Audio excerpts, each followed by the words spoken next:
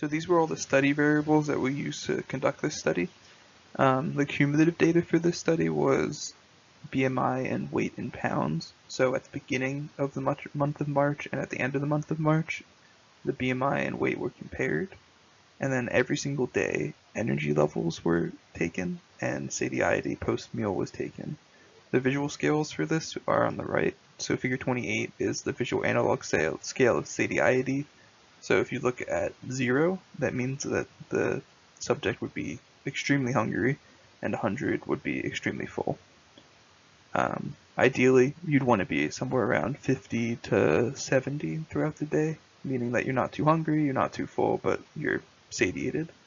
And then if you look at figure 29, that's the visual analog scale of energy, where a 10 is somewhere where you're overly energetic, and a 0 is where you're pretty much dozing off. So ideally you want to be around like somewhere between 4 and 7, depending on the time of day. And then another set of data that was taken into account was nutritional data. So the subject filled out a food diary every few days throughout this month of March. And then in this PowerPoint, we'll be looking at the calories over time, fiber over time, protein over time, and all the different fats that changed over the course of the month of March. This is the calendar showing the diet plan throughout the month of March. So if you look at the dark green, which starts on the first day of March and goes all the way through to the 31st of March, that's green tea. So, and then oats start on the 8th of March, and they went for the entirety after that. And then carrots started on the 15th, avocados started on the 16th, and lentils started on the 23rd. So from the 23rd onward is when all 5 plants were being used at the same time. So this was the BMI and weight results for the patient. It's overwhelmingly inconclusive. Not much weight was lost. Only 0.5 pounds and 0.2 BMI points were lost. This could be due to the COVID-19 quarantine, as exercise is very important, and in quarantine people do not get as much exercise as they normally would. But this could also be due to the length of the study. A month isn't enough to really look at how someone's diet changes how much weight they lose. Figure 33 shows the energy levels at 9 a.m. every day for the month of March. Overall, the energy levels went up dramatically in the morning. You can see that they started out as a 5, but by the end there's an average of 9 to 10 every single morning.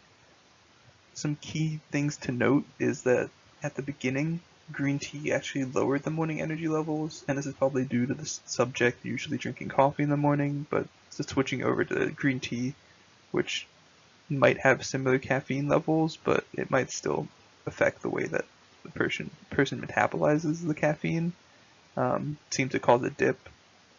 But then oatmeal surprisingly increased the energy in the morning dramatically. It went from around a 4 to an 8 and a 9 every day.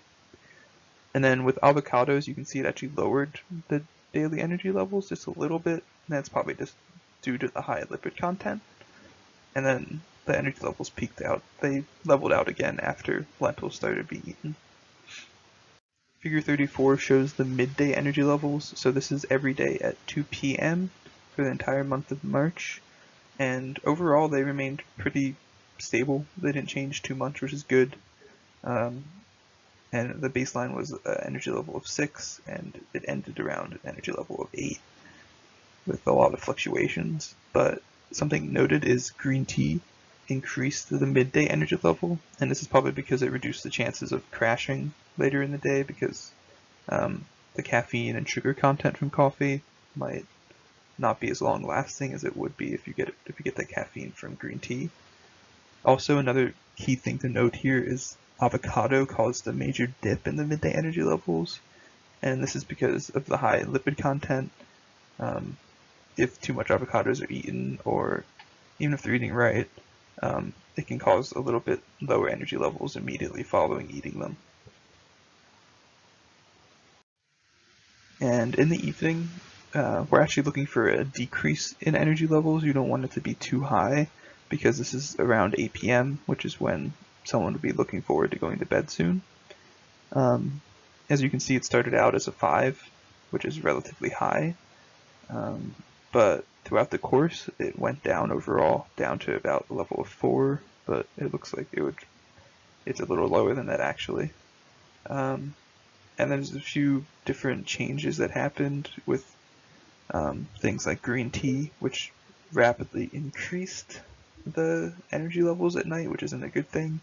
This could be due to the subject. They said they were drinking green tea sometimes in the afternoon, which you should never drink caffeine in the afternoon, due to the fact that it will make you stay up later. And then with avocados, there's a major drop in energy levels, which is a good thing to see, but the subject reported being lethargic, which is not a good thing to have. And then lentils brought that energy level back up a little bit, and it seemed to stabilize it at a good level, which is about like a 3 to 4.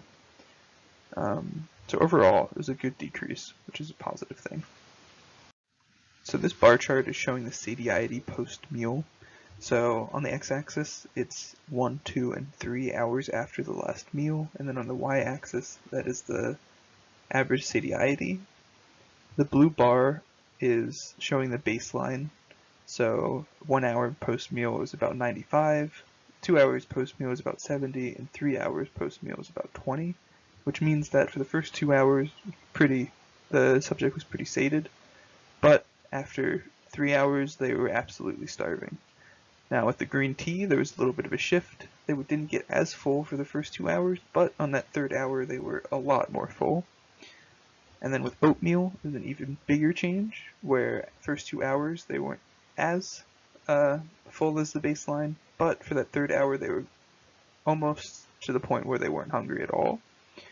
And then for carrots and avocados, an even further shift in that same direction, where the first 2 hours, they were very much not hungry, and then the third hour they weren't hungry at all. And then with the addition of lentils, it even further pushed that same direction, where for all 3 hours they were relatively unhungry, to the point where 3 hours later they were actually still full. So this is very positive results for satiety. Now in the nutritional analysis, if you look at figure 37, which is the top left graph there, you can see that the subject ate around 2,000 calories to start with, and they ended around 2,300. This means that they actually ate a little bit more calories than they did at the baseline. This could be due to multiple things, but it could also be introducing other foods into the diet. This does account for, however, the lack of weight loss, because decreased daily intake of calories is required for someone to lose weight in most cases. And the protein, and on figure 38, shows that there wasn't much change in protein, but they were still within the recommended area for protein for their body size. The overall fats in the bottom left there, we'll come back to that in the next slide, but you can see that they overall remained about the same. And then fiber, this is a key takeaway here. In figure 40, you can see that it went up exponentially.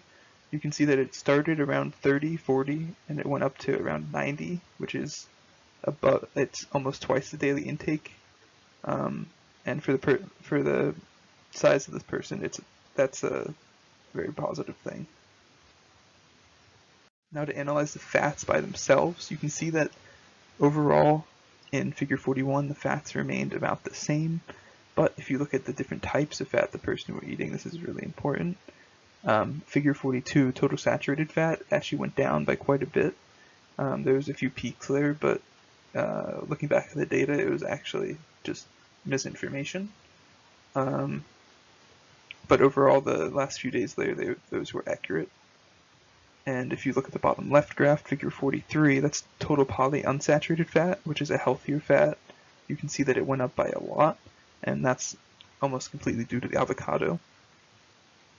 And the monounsaturated fat in the bottom right graph there, which is figure 44, went up even more. It's up to about 24 grams per day, where it started at about 6.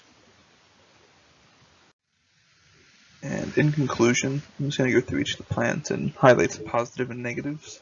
For green tea, it was very effective at improving satiety and also providing stable energy levels. Another positive is that it lowered the caffeine daily intake, which is always a good thing if you want to stabilize energy levels. Oatmeal was super effective for satiety and for energy, so it provided very stable energy throughout the day while also improving how full the person stayed throughout the day. Avocado was the most effective at satiating the subject, but it lowered the energy levels immediately after eating it and for the rest of the day. So, and then carrots were very low calorie and they were a good snack, but they showed no significant evidence for either energy levels or satiety or weight loss. Lentils were amazing for nutritional value, and they also improved the satiety and energy levels. Another even more positives is that the lentils are very easy to incorporate into a diet, and they're also the cheapest at 24 cents per serving. Recommendations from this experiment are green tea as a replacement for morning coffee, if not all of caffeine throughout the day. This is because it stabilized energy levels very well, and it also reduced sugar intake levels. Just something to note though is watch for the change in caffeine intake. So if you're going from drinking 3 cups of coffee a day, switching to even 3 cups of green tea might lower your caffeine intake depending on the green tea. Some types of green tea may actually raise your caffeine intake. So I know Chinese green tea, there are some that actually have more caffeine than coffee, so watch out for that. And then the other recommendation is lentils as an addition to diet. This is because they make a great meal alternative to meat, and they also provide amazing nutrients. They're very filling and provide long-term energy, as shown by this experiment, and you don't really need to eat them daily, but if you do want to improve the chances of losing weight, they are recommended to be incorporated daily. Other positive is that they're very cheap, at only 24 cents a serving. If that's all you ate for meals, it would only cost you around $10 per week of food. Not recommending that, but it's something to think about. The only negative for lentils is that I know some people don't like the taste or texture of lentils, but there's always ways to incorporate them into diets still. That's all for the presentation. Thank you so much for watching and listening to it. And then the rest of this is all references. If you want to look through those, you may. Thank you.